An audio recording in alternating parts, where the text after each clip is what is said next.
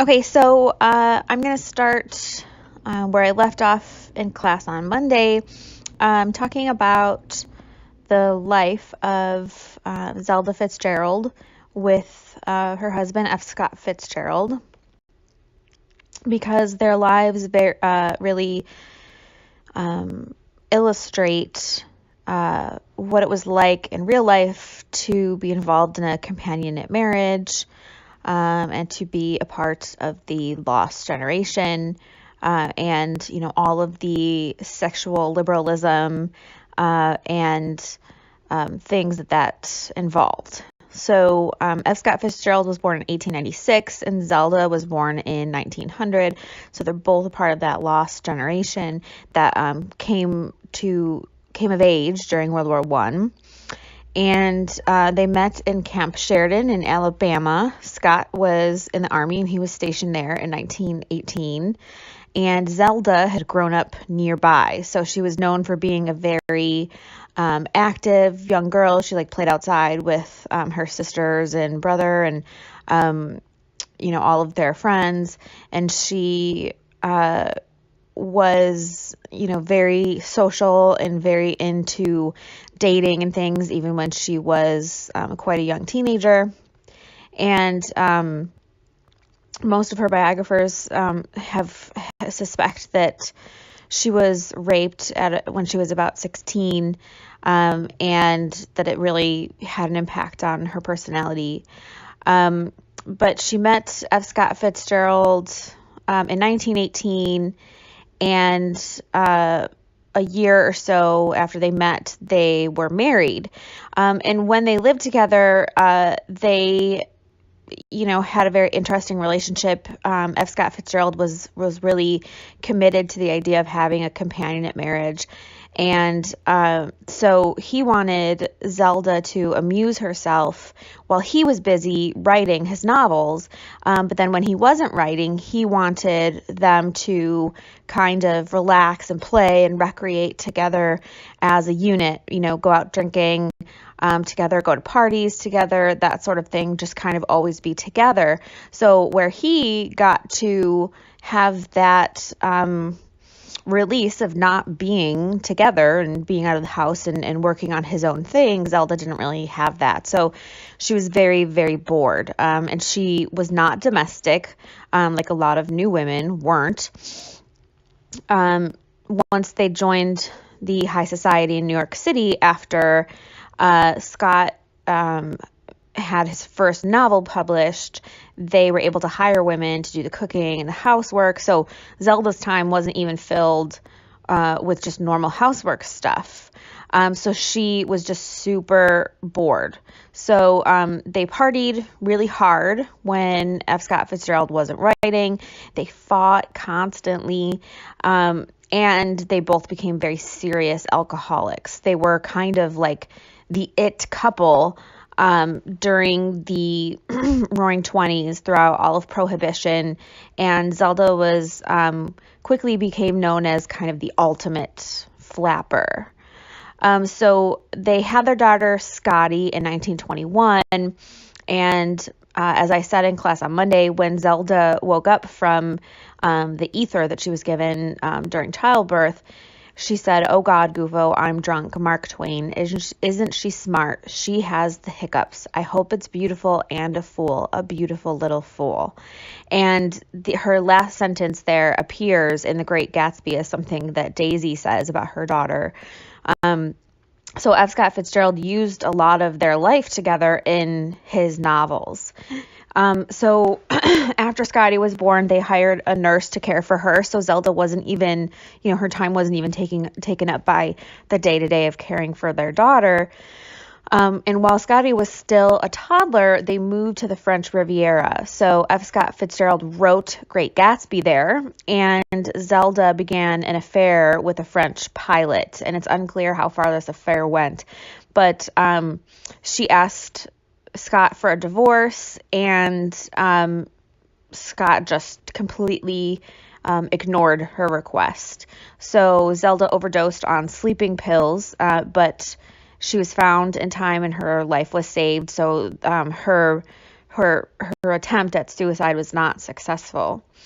So after this, their marriage only deteriorated further. So they both kind of continued to pretend to be, a happy married couple when they were in public, but most of their life was spent arguing, dealing with alcoholism, and they kind of just had this very rootless, unhappy, unfulfilled existence in the French Riviera.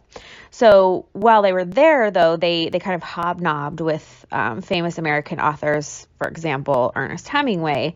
And Zelda often accused Scott of being a homosexual lover to Ernest Hemingway because, according to her, they were not intimate very often anymore. So this sort of illustrates, this whole lost generation, unfulfilled thing, the problems within companionate marriages, and also the heterosexual imperative, right? Because Zelda used this kind of accusation of homosexuality to demean Ernest Hemingway and F. Scott Fitzgerald, and to kind of, marginalize them and make them look bad, right?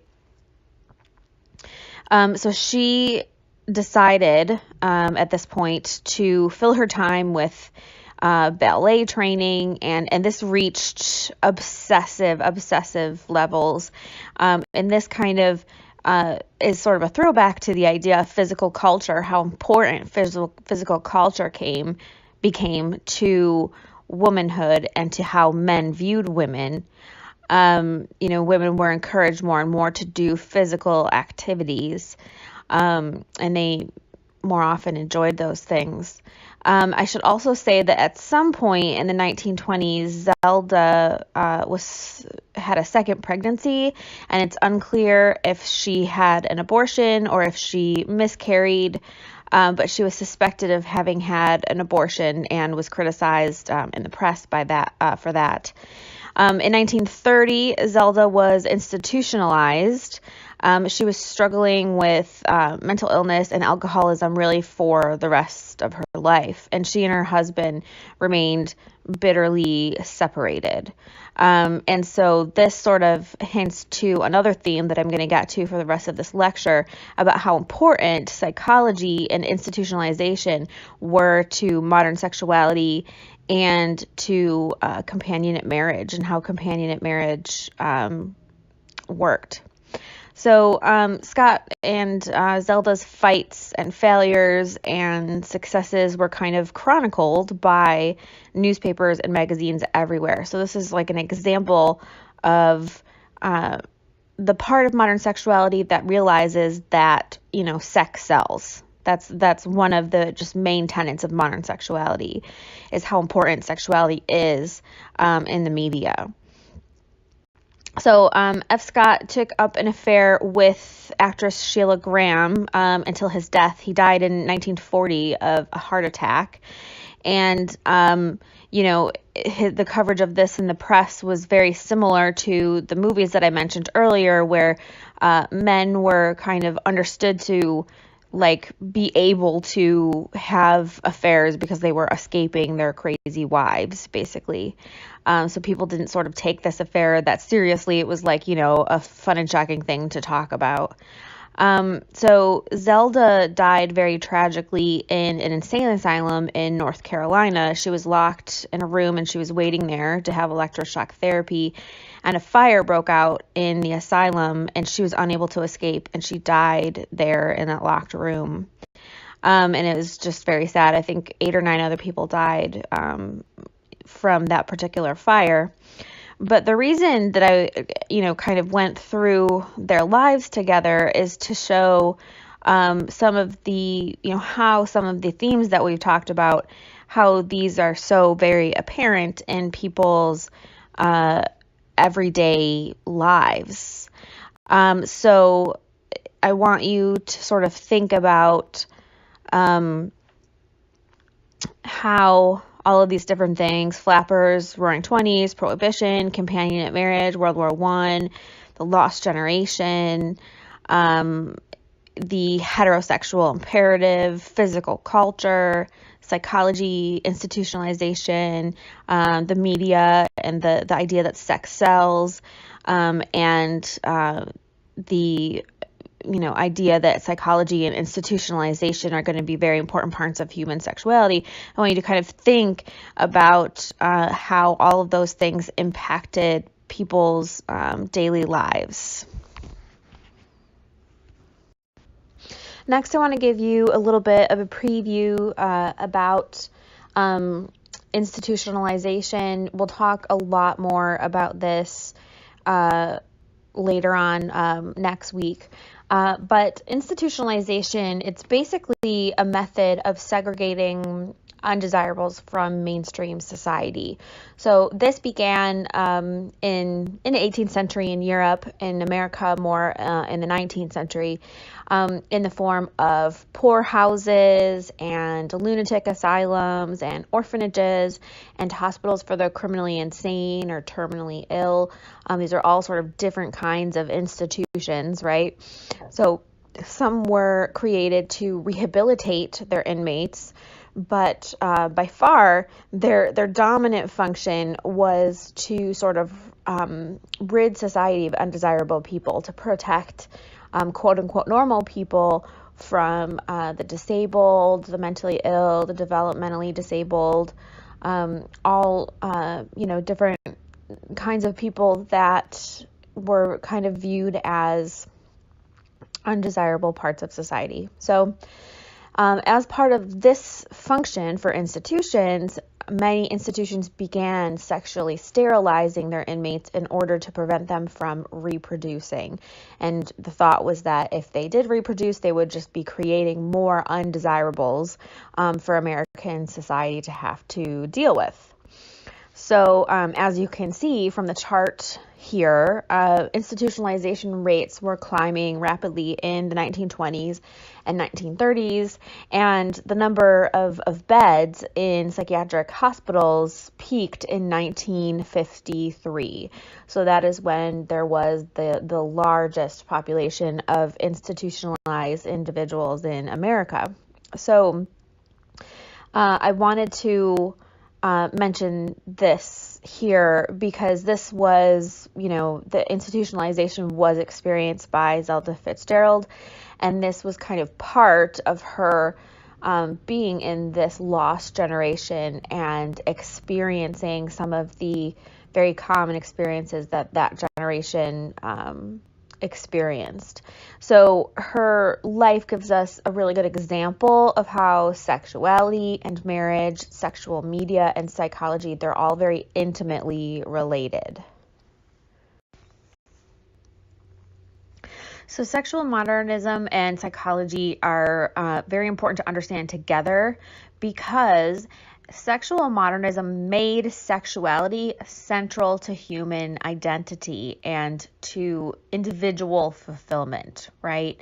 So because of the way that 20th century psychology developed, sex began to be regarded as the root cause to any and all psychiatric disorders, okay?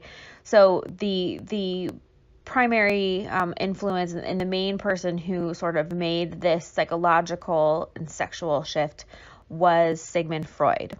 So one of the quotes that Sigmund Freud said, it shows kind of why this was so important to these people of the lost generation, right? He says, quote, "Happiness is the deferred fulfillment of a prehistoric wish." When he says prehistoric wish, he means before conscious memory. Then he says, "That is why wealth brings so little happiness. Money is not an infantile wish," end quote. So he's basically saying happiness is, like what happens when you fulfill something that you kind of always subconsciously wanted since you were a child. And little kids don't want money. So money doesn't bring happiness, right? So you can see how this sort of would have been very attractive to people in the lost generation, right? Because they're trying to figure out, hey, I Just the Great Gatsby example, Daisy in the Great Gatsby, like she has lots of money, she's super unhappy, right? So people are sort of thinking about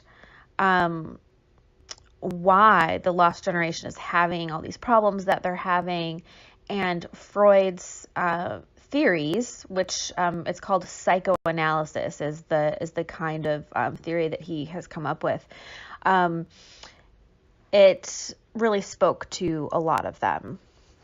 Okay, so I'm going to do a very basic overview of what psychoanalysis is, and I'm going to go more into Freud and his history next week. But very briefly, psychoanalysis is a theory of personality formation. So there's this idea that there are stages of psychosexual development throughout time, and so this tied psychological health to sexual experience and practice, okay? So the process of inquiry, or the method that is used in psychoanalysis, is an exploration of the unconscious for the truth. So Freud felt like a lot of people's understandings of sex and the things that shape their sexuality were kind of happening unconsciously, and people didn't really know about them. And so the form of therapy that was used in psychoanalysis was talking cure. So this is, basically the typical idea of a psychiatrist, where the person lies down on the couch and talks about their past to try to solve some sort of problem. And Freud thinks that all these problems sort of come back to sexuality. So Sigmund Freud was born in 1856. He grew up in Austria. He studied medicine and founded psychoanalysis in Vienna before he moved to London to flee the Nazis in the 1930s. And so he died in London in 1939. Freud was a man born into upper middle class Jewish family. He was born into this very classic Victorian culture of Europe. But at the same time, Freud developed psychoanalysis as one of the two great 20th century theories that sought the individual's liberation from destructive family ties, dependence, and repression. So this is kind of interesting, because now that we can look back historically, we see that Freud's theory kind of emancipated the individual from family ties and dependence on families, right? And dependence on marriage and all of these things. But the other great philosophy or theory of individual emancipation from family and repression was actually feminism, right? So feminists were doing really similar work to Freud, in the sense that they were trying to portray people as individuals who didn't necessarily need to get married and have children in order to be valuable people. So it's kind of odd to think of the two together, because feminism and Freud are kind of often thought of as antagonistic. But in some ways, they kind of both offered a critique of the Victorian family and this obsession with, marriage and children and traditional Victorian family life, and all of the sexual and gender conflicts that came along with Victorianism, right? So just sort of keep that in mind.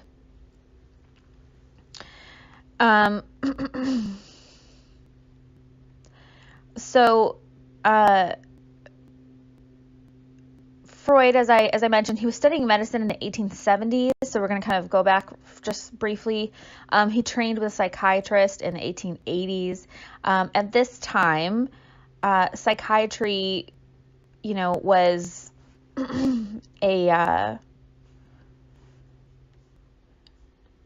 new science, and it was mostly concerned with spectacular mental illnesses like schizophrenia and insanity. And it kind of, everything else like depression, mild paranoia, anxiety, phobias, things like that, fell to neurologists. So neurologists were the ones who treated those people. So Freud was appointed to a neurologist to study depression, mild paranoia, anxiety, and phobias.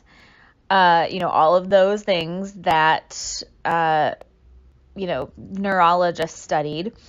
And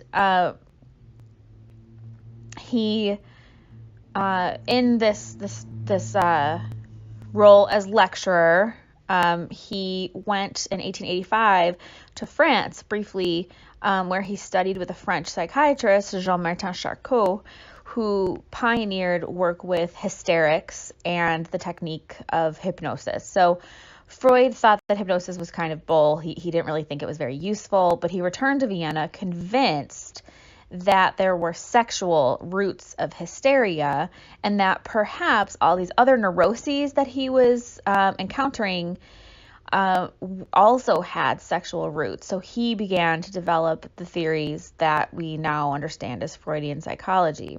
So at first, he tried to link hysteria directly to physical problems of dammed up sexual energy, like women who just didn't have enough sex, that caused unfulfilled sexual energy that was causing problems in their body. But he very quickly realized that the mind is more complex than we might think, and that sexuality had a lot to do with psychology. So he developed an independent psychology where he theorized that there are different stages of sexual development, and that there's normal sexual development, and then there's pathological sexual development. Remember, we're in this sort of stage when people are still being categorized into normal and abnormal, right? So he, and Freud's psychology, made sexual instincts and desires central to the very notion of personality. So someone's sexuality determined who a person was at their deepest level, and who a child would become as they grew into an adult.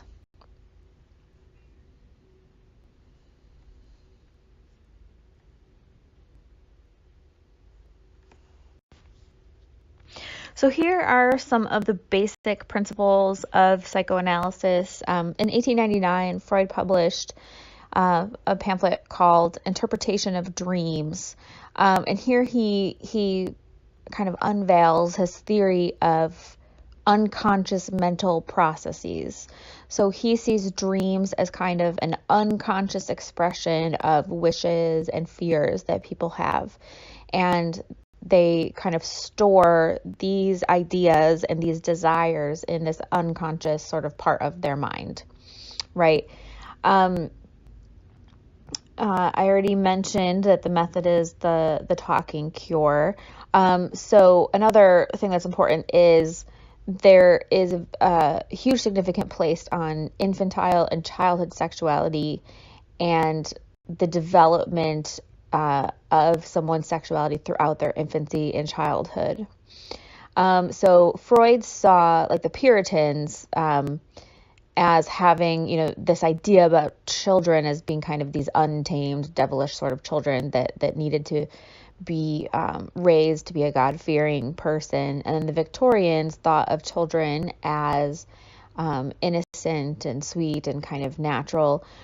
Freud saw childhood sexuality as just very crucial to the development of self, and that the sexual experiences or lack thereof that children had would sort of shape who they became as an adult.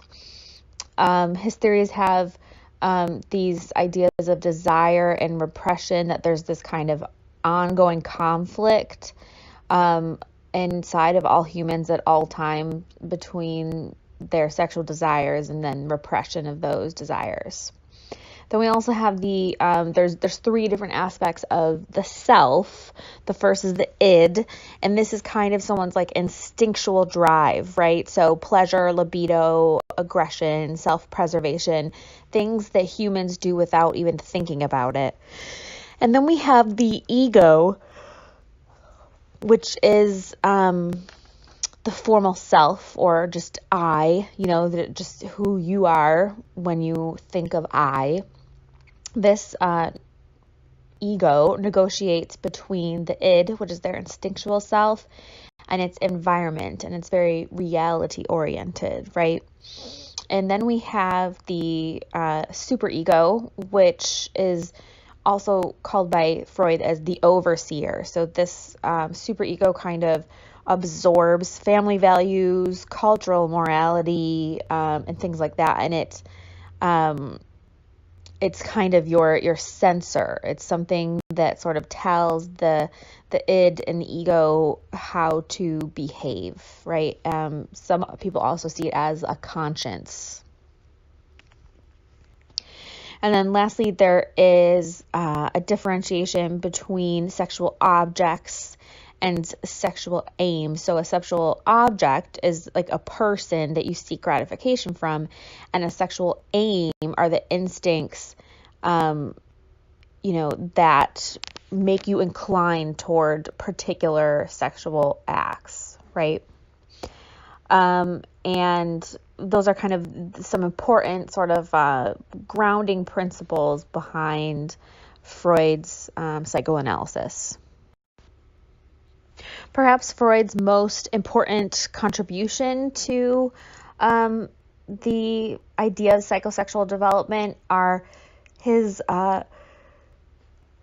stages of psychosexual development that he describes, that he claims happen to every person throughout their life. So first we have the oral stage of psychosexual development, and this is from birth to 18 months. This is, when you have like a very tiny baby who likes to just put things in their mouth all the time. He claims that babies get all of their psychosexual satisfaction from putting things in their mouths, right? And this is also the stage where the ego develops, when you kind of learn that, you are, or, that there is a self, and that you're kind of interacting with the things you want to do and with the environment around you, okay? Then we have the anal stage of psychosexual development, and Freud claims that this happens between 18 months and 3 years, and it kind of coincides with the period of time when children are generally potty training, and he says that children at this stage are sort of practicing their sexuality with their anus by withholding or expelling feces. So yeah, pooping or not pooping, all of those sorts of things. And that's kind of like the center of their sexuality. So it's not the same kind of sexuality that we think about when we think of an adult. This is like a baby, so this toddler or whatever doesn't understand this as sexuality, but that is, according to Freud, what it is. Then we have the phallic stage, which is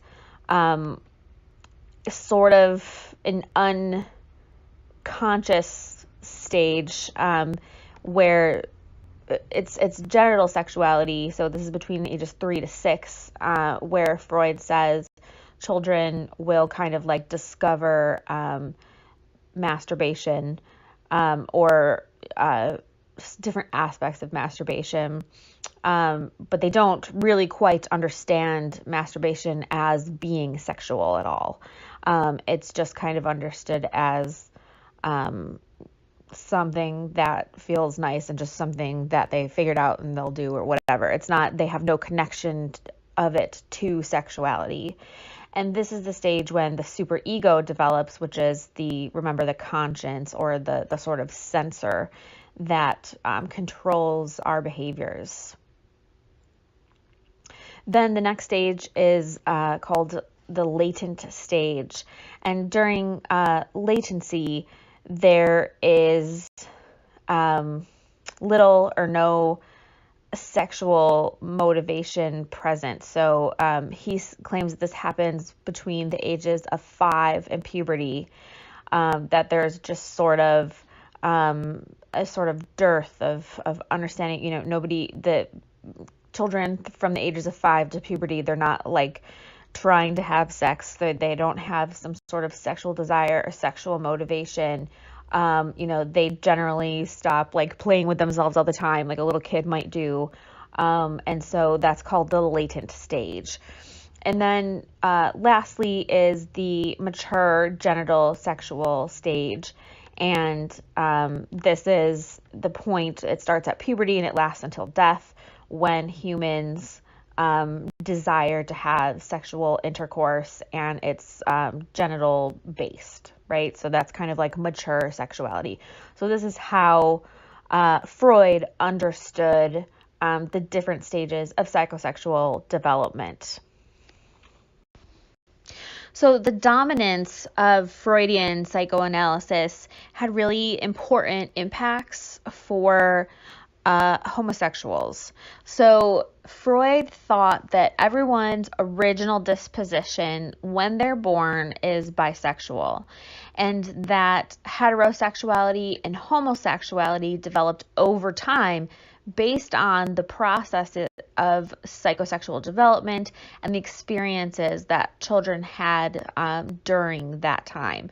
We think this is where the misunderstanding that for a long time people thought that if you were molested as a child that you or that everybody who was gay because they were molested as children, and that's not true. But that's sort of where this comes from, the idea that your experience as a child affects your sexual development, right? So he called homosexuality inversion. And he also claimed that it was difficult or even impossible to change, but that it developed over time. People weren't born with it. It's sort of like how people think of psychopathy now, psychopaths, right? The idea is you're not born a psychopath, but once you become a psychopath, you are forever a psychopath, and you can't be unmade from psychopathy, right? So it's sort of like that idea. So Freud, did sometimes try to help people who knew that they were homosexual and they were trying to be heterosexual because of social pressures. So he thought that someone converting from homosexual to heterosexual was only really possible if the person viewed success as being able to accept heterosexuality. If heterosexuality was acceptable and feasible for them, he tried to warn them that their homosexual urges would still exist alongside living a heterosexual life. He kind of said, like, there's no chance that that's gonna go away. So this kind of spread the idea that children can be made into homosexuals based on their life experiences, right? And you can see here why gender stereotypes become so incredibly important, because there's the idea that, oh, well, I have this little boy who's 2 years old, like if he wears dresses or if he plays with quote unquote girl toys, then he might become gay and we will never be able to get him back from that again. Right. So this is where we can kind of see gender stereotypes becoming very ingrained. And once a homosexual is, quote, made, they can't be unmade. Right.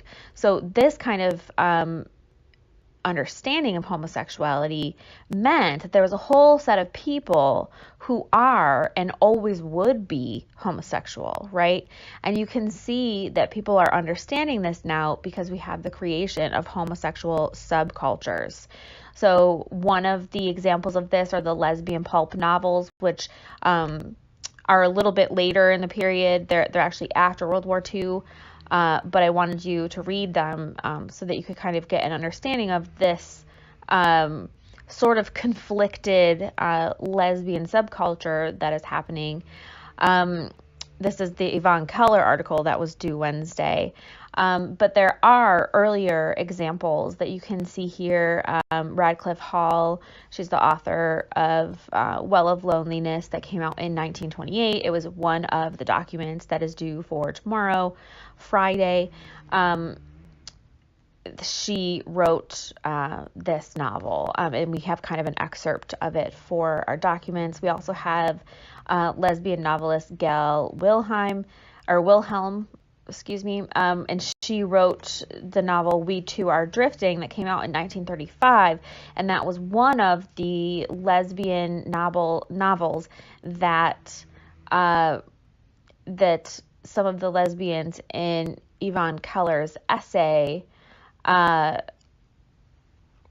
kind of heard of first, because it's kind of one of the earliest ones, and it was reprinted time and time again throughout the 1950s.